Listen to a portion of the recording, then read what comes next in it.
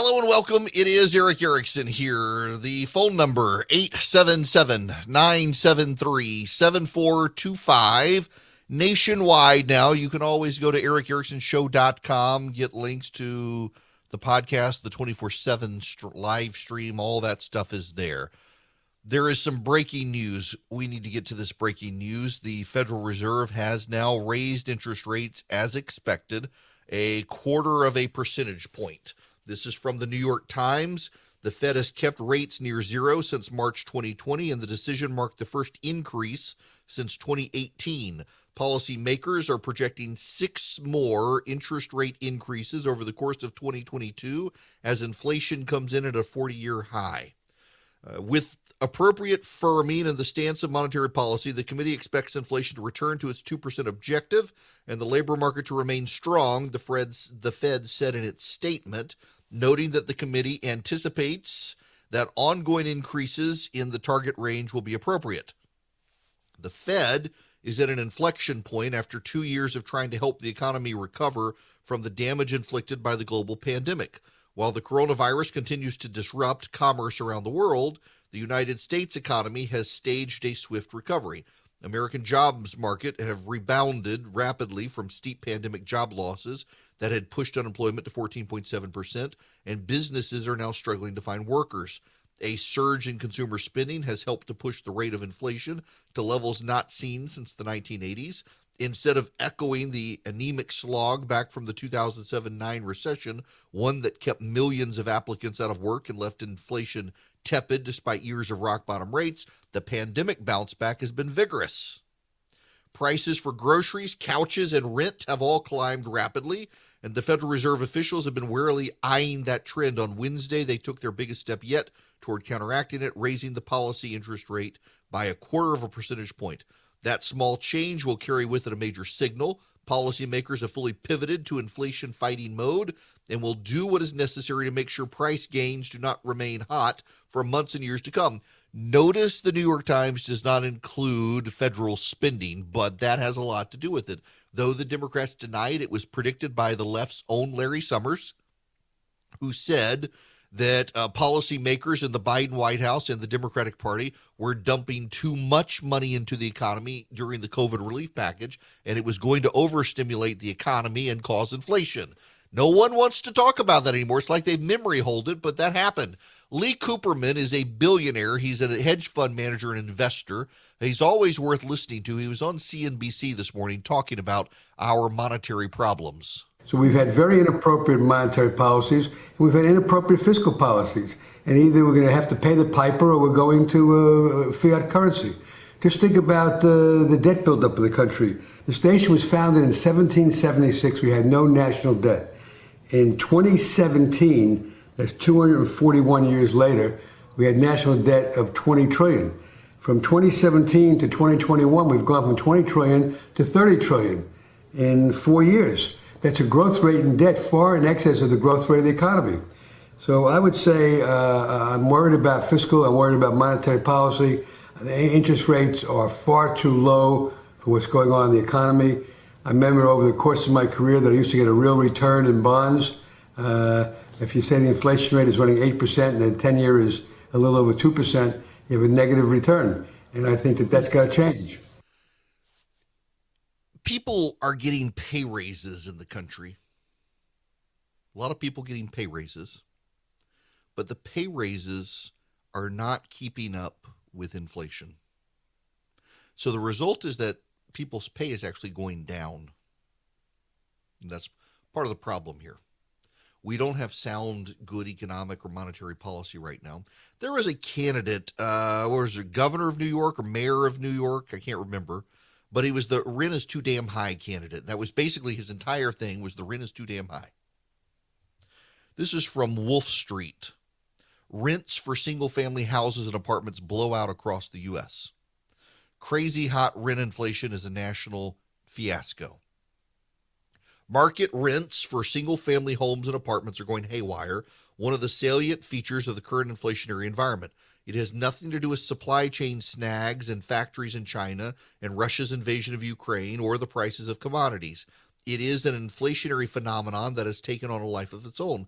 Landlords, some of them giant companies, believe they can jack up rents, and the giant companies among them tout their ability to do so in their earnings calls, and tenants are paying those higher rents. This is another glaring sign that the inflationary mindset has taken over on both sides. Rental inflation is now in full blowout mode.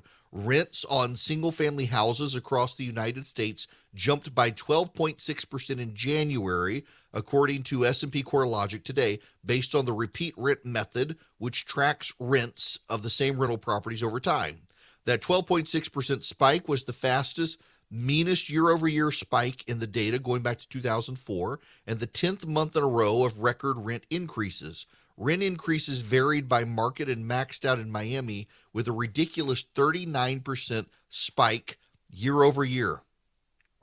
Atlanta has seen a rental increase of almost 12%. Austin, Texas has seen 15%. Las Vegas, Nevada has seen 17%. Phoenix, Arizona has seen 18%. Orlando, Florida has seen 20%. Miami has seen 35%. Charlotte, North Carolina has seen an 11% increase. Around the country, rents are going up. One of the things that is happening in the rental market in this country is a lot of major companies are buying up houses. In fact, they're buying up so many houses and condominiums in this country and in major apartment buildings in this country that people can't actually buy a house. My wife and I were recently offered $550,000 cash for our home, which is more than our home really is worth, if I'm honest. We were tempted to take it. I was tempted to take it. I didn't really talk to her about it, to be honest, because I knew the situation. The reason that I was tempted to take it and didn't take it is because there's nowhere for us to move. Someone were to pay us $550,000, we would have a few $100,000 left over after we paid off the mortgage. Where would we move? We'd have a down payment for a house that doesn't exist. This is part of the problem. There are not a lot of houses out on the market right now. And in a lot of places in this country right now, major corporations are buying up the houses and turning them into rental properties. This is a problem that we as a nation are going to have to deal with. And it's one I feel very, very strongly about. One of the ways, the chief way, in fact, Americans build equity. The chief way in this country Americans build equity, Americans build value for themselves and their future, is by buying houses.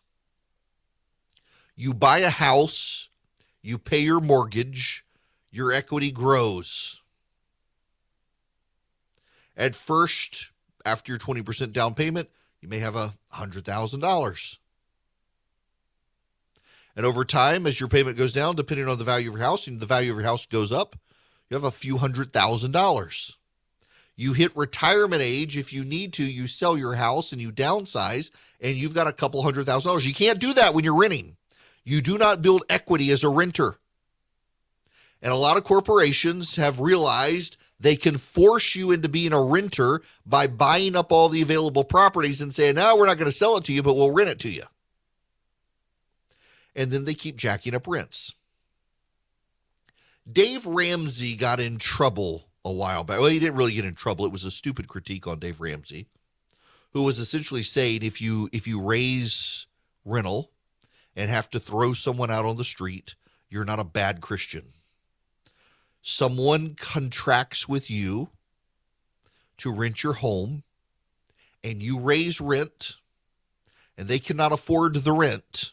You're under no obligation to let them live there for free. It doesn't make you a bad Christian to evict a tenant who cannot pay their bill.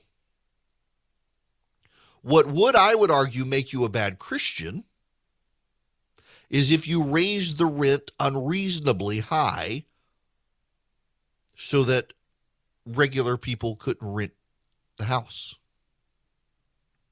When morality is uncoupled from capitalism, capitalism is no better than socialism. You have to have some level of morality. When a major hedge fund in New York buys up all the available houses and condos in the country and forces you into renting because there are just no available houses for you to buy in your price range, and then they keep jacking up prices. They have uncoupled morality from capitalism, and the problem is they're just wanting to make a buck at the expense of Americans being able to earn equity. Long term, that hurts them too. Long term, it hurts the companies because the people have votes and the companies do not. And the voters get livid and they have a voter reaction to it at the ballot box, and it ends badly for everyone. Capitalism and free markets work best when it is a moral people who deploy the tools of capitalism in the free market. We are in a really bad situation right now with a lot of people who cannot build equity, and they can't build equity because they're forced to rent. And there are a lot of people who say, well, they're not forced to rent. I mean, they could commute from the countryside when it's $5 a gallon for gas, and they would have an hour commute. Yeah, good luck with that. Good luck with that. We're pricing people out of home ownership, which is a core tenet of the American dream. And a lot of major companies are raising rents, and they don't have to raise the rent. They're trying to eke out profits in ways that are possible. And people, they got to pay for their house. I don't want you to hear me slamming landlords. If I were a handyman, I would probably own some houses and rent them. As is, if I did it, I would have to rely on other people to do all the fixer-upper stuff, and I'm just not that handy. And I don't. Maybe one day, I got a friend of mine who invests in apartment buildings around the country, and it works for him. He has a regular income. Now, I like this guy, and he does not, he's in charge of a number of apartment buildings, not just here where I live, but in different parts of the country. And I consider him to be a reasonable person who's very mindful of the fact that he's renting to people who, if he jacked up rent too much, a lot of them couldn't afford it. But he is an anomaly. He is an individual who does this. There are a lot of major corporations who just don't care. They're going to get as much as they can out of people who need a roof over their head. And in doing so, price people out of the American dream. And when you start pricing people out of the American dream, they give up on the dream and they decide they're going to create something else, and it ends badly for all of us. Rent is a problem in the country, and it plays into inflation. When the cost of gas is going up and the cost of groceries are going up, and then you got rent is going up, it is a burden on the American people. And a lot of this is government policy. The New York Times, in talking about interest rates, chooses not to bring up the profligate American spending from the federal government. In fact, Joe Biden himself denies that his big spending package has anything to do with inflation. In fact, he wants to blame Putin for everything. And now, the second big reason for inflation is Vladimir Putin and gas prices. Not a joke. We've seen the price of gas go up over $1 just since he put his troops on the border of Ukraine. They went up $1.05. Big part of that reason is Putin began amassing troops along the border and then crossed. And guess what? The world took notice. The market anticipated. Prices went up. And then Putin invaded. Make no mistake, the current spike in gas prices is largely the fault of Vladimir Putin. He cannot accept responsibility. Forget the gas prices for a minute. Forget the gas prices. Go back to inflation. On inflation, Larry Summers, a Democrat who advised Barack Obama and Bill Clinton, said, if you pass this COVID bill, you will get rapid inflation. And all of the progressives laughed at him and said, shut up, Larry. We don't care what you think. You're wrong. They got exactly what he said. And now they're like, we didn't know. It's not our fault. Nobody warned us. Yes, your own side did. And now you're getting what you knew you were going to get. And now you don't want to be held responsible for it. So you're blaming Vladimir Putin. I sleep well at night under Boll and Branch sheets. And I need to tell you, my family, we were customers before I started endorsing them. It's what I like to do. I like to be familiar with the product and like it. And I love the Boll and Branch sheets. One of the reasons I love them is because they are super soft sheets. Got to say that word right. But they've got a little weight to them. So you feel somewhat more snuggled. Like I've got some sheets that came with the new mattress, and they're so light. it's like there's nothing on top of you, and I can't sleep well with them because it's just, and then they bunch up the satiny soft feel of the Boll and Branch sheets. It makes a real big difference. Listen, you've got so many options out there right now. You can go to a department store, you have so many options, but there's no reason to, because with Boll and Branch, you get high quality sheets. They've got a great thread count. They're perfect. They've got plenty of color options. You sleep well under them because they're soft and they're durable and they've got a little bit of weight, the perfect amount of weight for a sheet. Now, I want you to go out there and order Boll and Branch sheets because they are comfortable. They're environmentally friendly. They're built around sustainability, and you got quality that lasts. You know, a lot of the companies that advertise all the environmentally friendly stuff, their sheets don't last. I can tell you, my Boll and Branch sheets have lasted a long time, and they get softer over time. Experience the best sheets you've ever felt at bollandbranch.com. Get 15% off your first set of sheets when you use promo code ERIC, E-R-I-C-K, at checkout. That's Boll and Branch, B-O-L-L-A-N-D, branch.com. The promo code ERIC, E-R-I-C-K. This other program brought to you by First Liberty Building and Loan, wherever you are nationwide. These chaotic times, a lot of banks are telling folks no, and interest rates are going to go up. So if you need a company that specializes in helping businesses grow, reach out to First Liberty. They've been doing this since the early 90s. The Frost family knows what they're doing. They want to help you.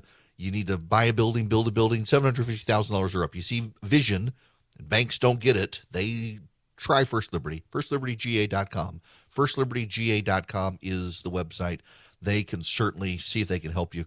Go to their website, FirstLibertyGA.com, get their contact, reach out to them, spend a few minutes with them, tell them I sent you, and see if y'all can work together. There is an interesting story I want to spend a moment on where I put this link in, and then I lost it. Where is this? Here we go. This is from Josh Krashour, who he goes against the grain. His column is called Against the Grain. He's somewhat against a lot of the conventional wisdom. He sees a lot of stuff others don't. He picks up stuff others miss. Let me read you part of this. Former President Trump is staring at a real chance that his endorsed candidates go 0 for 3 in competitive Senate primaries in May. An outcome that would underscore his already mixed record in primaries and raise serious questions about the depth of his political clout within the Republican Party.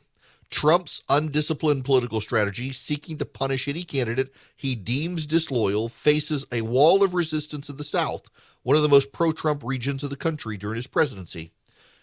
From North Carolina to Alabama, Senate candidates are failing to capitalize on the Trump seal of approval. Former North Carolina Governor Pat McCrory has weathered millions in outside attacks from the Trump-allied Club for Growth and leads Trump-endorsed Representative Ted Budd in several publicly released polls. Georgia Governor Brian Kemp now leads former Senator David Perdue by double digits in multiple polls while holding a significant financial advantage down the home stretch. Trump-endorsed Mo Brooks has underperformed so badly in Alabama's Senate race, the former president is reportedly considering endorsing one of his leading rivals. All 3 primaries will be in May. In June, Trump's clout in House races will be tested in South Carolina, with Representatives Nancy Mace and Tom Rice facing off against Trump-backed challengers. Trump held a rally for Mace's challenger, Katie Arrington, and Rice's leading opponent, Russell Fry, last weekend. Former South Carolina Governor Nikki Haley, a likely future presidential candidate, headlined a fundraiser for Mace last week, a sign of the emerging proxy fight between the wings of the party. Adding insult to injury, Trump's past praise of Vladimir Putin is now proving to be a major vulnerability for MAGA-aligned candidates. By nearly 2-1, Republicans rejected the isolationist approach. This is a fascinating picture now. Whether you're in Georgia looking at the Kemp-Perdue race, Trump is going to hold rallies for Perdue and for Herschel Walker. Walker's probably going to win. Everybody likes Herschel Walker in the Republican primary, but David Perdue can't get traction and can't get fundraising inside the state. Pat McCrory, the former governor in North Carolina, wants to be in the Senate, and it looks like he's going to do it. Mo Brooks floundering in Alabama. Donald Trump gave an interview to Dave Dreyer, what's his name, over the Washington, Dave Drucker, over the Washington Examiner, and said, this is Donald Trump now, said that voters are not ready to look at 2022 or 2024 until we finally look at 2020.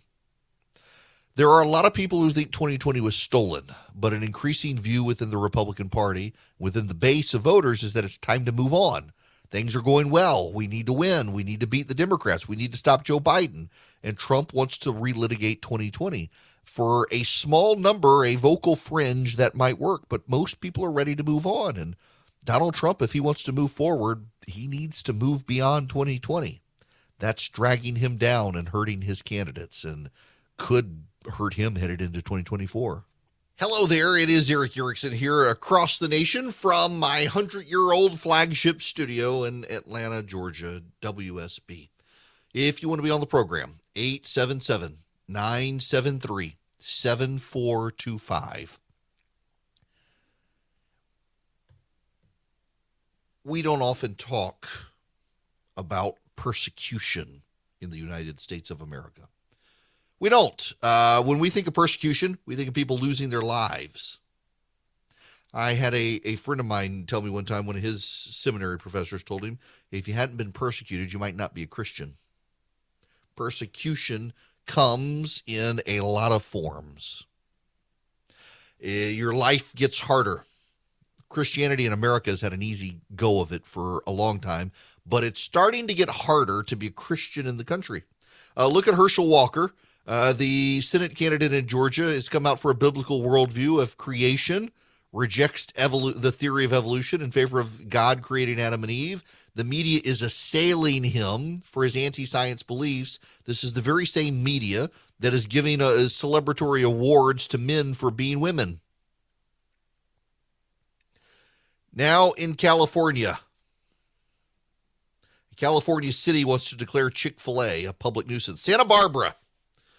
The city wants to dub its sole Chick-fil-A a public nuisance due to long drive-through lines that cause cars filled with hungry customers backing the street for hours at a time. The eatery, known for its waffle fries and chicken sandwiches, has had a restaurant in Santa Barbara since 2013, drawing a steady flow of patrons whose vehicles block nearby driveways and sidewalks and make city buses and emergency vehicles find other routes, according to city officials. Chick-fil-A's drive-through lane heightened the odds of traffic collisions and pedestrians getting injured. At peak volume, the drive-through blocks one lane of traffic for as much as 90 minutes on weekdays and as much as 155 minutes on Saturdays, according to a city traffic report. Kristen Snedden, a member of the Santa Barbara City Council, believes the restaurant may have outgrown the location and the problem can't be fixed.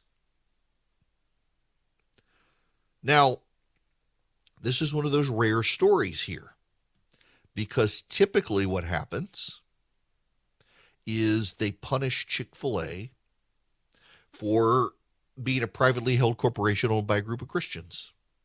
They're after Chick-fil-A here because of traffic. I got to tell you, I live near a Chick-fil-A, and there are times when the traffic gets out of control. People love Chick-fil-A. It's not like we have too few Chick-fil-A's in Georgia, the home state of the company. We got a number, and in fact, they've had to redo the lanes at the Chick-fil-A near me, and they've got 3 lanes now where you can pull up and the kids walk the food to you. For the life of me, I don't understand this. The people who go in, they don't use the 2 lanes. They want to be up close, and I guess to some degree, like when it's raining, nobody uses the second and third lane because we don't want the poor kid to have to carry your food through the rain to the car. They get wet, your food gets wet. But when it's sunny, the people are like, they forget, I've got a second and a third lane I can use. One of the glorious things is that our local Chick-fil-A now has a line. If you've placed a mobile order, you get in that line and nobody uses it. And half the time that the 80-year-olds get in there and they don't know how to use the app, and so they place their order there, and you can tell. They back it up. But this Chick-fil-A in Santa Barbara, California, it is being declared a public nuisance by a city because of all the traffic backups. I highlight that because it's a rarity. In San Antonio, Texas, they didn't want a Chick-fil-A at the airport because it was a Christian business. In New York, the then mayor of New York, Bill de Blasio, looked down on Chick-fil-A and encouraged people not to go to Chick-fil-A because, well, you know, the family that owns it, they believe in traditional marriage and Christian values. Around the country, governmental entities have done this. And oftentimes they'll say, well, it's closed on Sunday. We don't want to put them in our airport because they're closed on Sunday. And then there are people on the left. I know people. There are people in my building who won't eat at Chick-fil-A because of their bigotry against Chick-fil-A. They say, well, Chick-fil-A is bigots to us. No, they're not. I mean, who doesn't like a pickle between two buttered buns? I don't understand how people could be opposed to one of these deliciously fried chicken sandwiches, a pickle and buttered buns. But some people are, because the family that owns Chick-fil-A are Christians. And this happens in this country. People say, well, it's not really persecution. They're not dead. We're not killing the Catholic family. No. But you're discriminating because you think they're discriminating. You're being a bigot to them. But it's not just them. Around the country, more and more Christians, particularly in public settings, are being bullied and being pressured to renounce their faith or succumb to the culture. You know, I think it was Kevin DeYoung, the Presbyterian pastor, prominent, said that the world is catechizing you whether you want to believe it or not. In Kansas, a teacher has been disciplined because a student in the classroom demanded that the teacher call another student by that student's preferred pronouns. Now, notice the transgender student had nothing to do with it. It was another student who spoke up on behalf of the transgender student and said, I demand you call him her. And then that student wanted the teacher to know that his pronouns were he, them. There aren't two of them, than the voices in the kid's head, apparently. The teacher's being punished for saying no. The teacher tried to make a reasonable accommodation by avoiding pronouns altogether and just calling the student by the student's name. That wasn't good enough. They want to punish the teacher for doing this. This has happened in Virginia as well. A teacher lost his job for refusing to play the pronoun game. How the hell are we culture warriors when we're not the ones pushing the stuff? How is it that conservatives are the culture warriors? This is the craziest thing, that we're the ones who are just for the status quo and we're the culture warriors. You know, 5 years ago, this wasn't a thing. Trying to demand that Americans upend the rules of grammar in a 5-year period to accommodate people with mental health issues is one of the most insane things I've ever seen. And it is coming for Christians in this country. They will be targeted. It's like the baker in Colorado, Jack Phillips. Do you know when the Supreme Court ruled that the state of Colorado had harassed him and inappropriately discriminated against him, and they threw out Colorado's case against him, a transgender lawyer immediately went to Jack Phillips and demanded a cake celebrating the person's transition. And Phillips said no. And the transgender lawyer immediately filed suit, openly admitting he was targeting Jack Phillips. And that case has had to wind its way through the court system again, and it's been thrown out again. Barronelle Stutzman was a florist in Washington. A gay couple who had long used her business asked her to provide flowers for their wedding, and she said she was very sorry. She was a Christian, that she believed marriage was between a man and a woman, and she would not be able to provide the flowers. The couple were upset. They did not file a complaint. One of the men complained on social media, on Facebook, about it, and it got to the Attorney General of Washington State, and the Attorney General of Washington State drove Barronelle Stutzman out of business, threatened to take her dog and sell the dog to pay the fine, wiped out her retirement plan, wiped out her business because she refused to provide flowers to a gay wedding because she's a Christian and believes marriage is between a man and a woman. The Supreme Court, by the way, refused to take her case. Although the Supreme Court is now taking a similar case with a web designer who did not want to design a website for a gay marriage for the couple. They said it was artistic skills and did not want to use their art for gay marriage. Now, listen, I don't care what you think about gay marriage. Christians in this country lost the fight on the legalization of gay marriage. The Supreme Court said it's the law of the land. What the Supreme Court did not say is that you have to provide goods and services. And yet,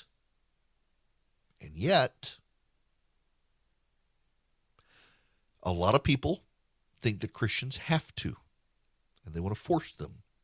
The culture warriors in this country are the ones who are persecuting the Christians and demanding that Christians bend over backwards to accommodate positions deeply contrary to their faith. And I want you to note, they never do this to Muslims. Now, there's one reason why. Christians predominate this country. Muslims in this country are actually a very small percent of this country. And what's so interesting to me is that there's new data out on the actual percentages of people in this country. How many people in this country do you think are gay or lesbian? Majority of Americans perceive that about 30% of the country are. Actually, it's 3%. 4% of Americans describe themselves as bisexual, 3% as atheists, 3% as gay or lesbian, 1% as transgender. And yet, we bend over backwards in this country to accommodate that 1% and make everyone else bow to them. 5% of this country are vegan or vegetarian, only 5%. You would think it was a lot more because the media gives such a disproportionate coverage to that.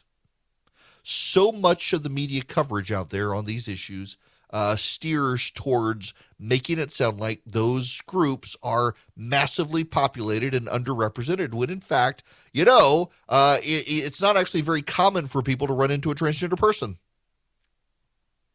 It's not. And the media caters, Hollywood caters, and then they want to punish the Christians for refusing to be down with the agenda. But it's not just Christians. It's a lot of parents are like, really? My daughter, my real daughter, has to stand behind this? There was a columnist in, I think it was the Atlanta Journal, handed over her education column to a mother upset about a parental bill of rights. One of the pieces of legislation would prohibit boys from competing in girls' sports. And the woman's like, but this puts my daughter at a disadvantage. Her daughter is actually her son. By the way, someone in the know emailed me yesterday and said, what's so interesting here is it's actually, a lot of it is women.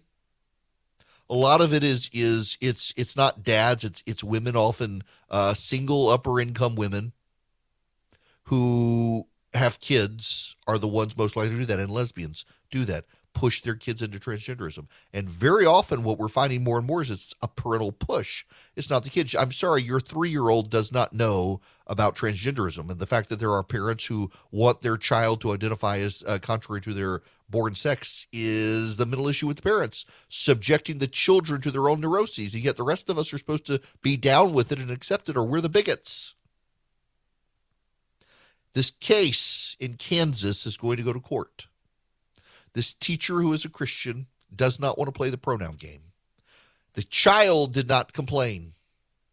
Someone else complained. And now the school is punishing the teacher for refusing to play a game that 5 years ago wasn't even a game, wasn't even a thing. And now suddenly everyone's going to bow to a percentage that makes up less than 1% of the American population, or else you got to lose your job. And that's insane. Now, before I get out of here, I'm going to take this call. Mindy, you're going to be up next. Welcome to the program. Well, thanks, Eric. There are just about 30 things I want to talk to you about, but I'll narrow it down to... All right. Yeah. You're just hitting all of them today. This Asian hate thing, the gun rights thing, the transgender bullying. What I really wanted to point out, though, the two things I'm worried about. One is what's happening with this race for Senate in Georgia, which you mentioned earlier, Herschel versus Warnock. Mm-hmm. And sort of the hypocrisy, I think, of Herschel being, ripped and torn down because of his, belief in creation and biblical, and what the Bible teaches, versus what we're also curious to know what the Reverend Pastor Warnock says about that subject. And I think somebody ought to ask him. Yeah. I mean, that's number one. That would be a question. Do you accept the biblical reality of Adam and Eve? Do you think someone should be attacked by the media for believing that? I would be curious to hear what Reverend Warnock says about that. Well, he's made his position on abortion, which, also you can look in the Bible and see what it says about that. It's clear. Right. I have a hard time understanding how he calls himself a pastor as such. And then, it's just his ads are very good. So that concerns me as somebody who does not plan to vote for him. His ads are very good. They really are. He's got a great team. Well-funded. They're very sexy. They're very well thought out, and I'm wondering where are Herschel's ads?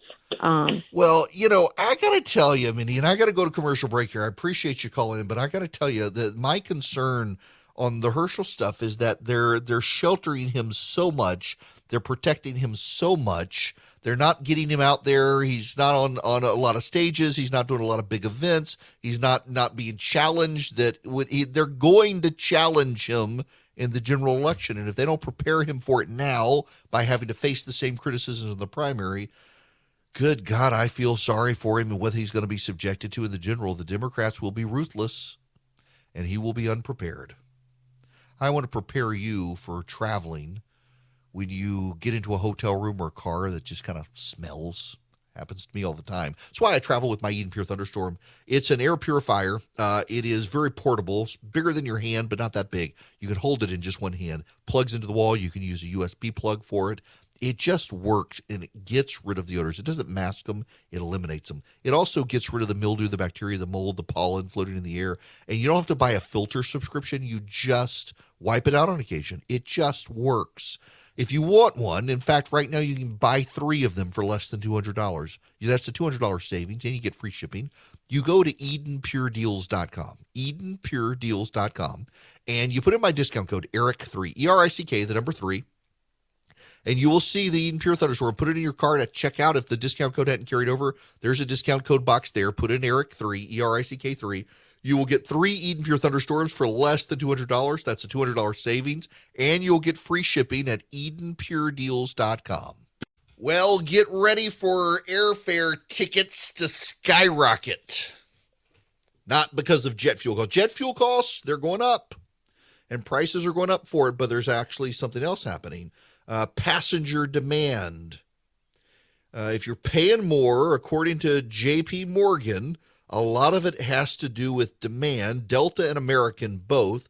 So they've had record days for passenger bookings in the past week.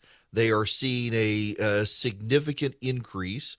The surge in demand is lifting fares by about $15 to $20 on a $200 ticket in the second quarter of the year. That represents an 8 to 10% increase above what Delta had previously planned on charging for fares. It's really been the strong demand and better pricing environment that's allowed us more than to offset the fuel costs, says Delta President Glenn Honstein. He says he had never seen demand turn on so quickly as it had after Omicron.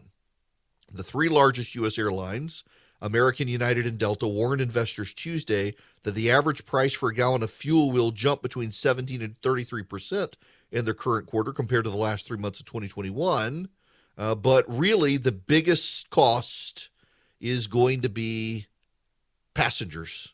They're all pouring back in. Mitt Romney was the only Republican to not stand on getting rid of masks mandates. 6 Democrats joined all the Republicans except Romney on getting rid of mask mandates. Hopefully the House of Representatives will put this to a vote. They need a discharge petition in the House to make it so, and see if you can get 218 Republicans and Democrats in there to do this. Let's get rid of the mask mandate on planes. The TSA is keeping it for another month, but they're keeping it longer, it sounds like, on trains and other public transportation, which is absurd. It's 2022. Things are still crazy. Things haven't settled down. And now you got the Federal Reserve and interest rates. You got the economy. You got inflation. A lot of banks won't even return your phone call. Let's say you're a small business and you need a loan for $750,000 or higher. You see an opportunity where banks, they don't even want to see you. You want to buy a building, you want to build a building, reach out to the Frost family at First Liberty Building and Loan. They've been helping small businesses become big businesses since the 1990s. They want to help you if they can. So spend 10 minutes with them. See if you're a good fit for them and they're a good fit for you. Their website is firstlibertyga.com. That's firstlibertyga.com. Again, you need a loan, $750,000 or higher. You're a small business and you see an opportunity to grow. Share it with the Frost family and see if they can help you. Firstlibertyga.com. That's firstlibertyga.com. First Liberty Building and Loan can help businesses nationwide become bigger businesses. The regular season is heating up, new stars are emerging, and that means more opportunities to win up to 25 times your cash on Prize Picks, the most exciting way to play daily fantasy sports. Just select 2 or more players, pick more or less on their projection on a wide variety of stats, and place your entry. It's that easy. Let it fly to turn $10 into $250 with just a few taps. Easy gameplay, quick withdrawals, and injury insurance on your picks are what make Prize Picks the #1 daily fantasy sports app. Watch your favorite players and get paid doing it this basketball season. See your entries make progress during the game or make new entries for the second half and the fourth quarter. 3-pointers, assists, rebounds, and everything in between are yours for the taking. Join the Prize Picks community of more than 7 million players who have already signed up. Right now, Prize Picks will match your first deposit of up to $100. Just download the Prize Picks app and use code GET100. That's code GET100 on Prize Picks for a first deposit match of up to $100. Prize Picks. Pick more, pick less. It's that easy.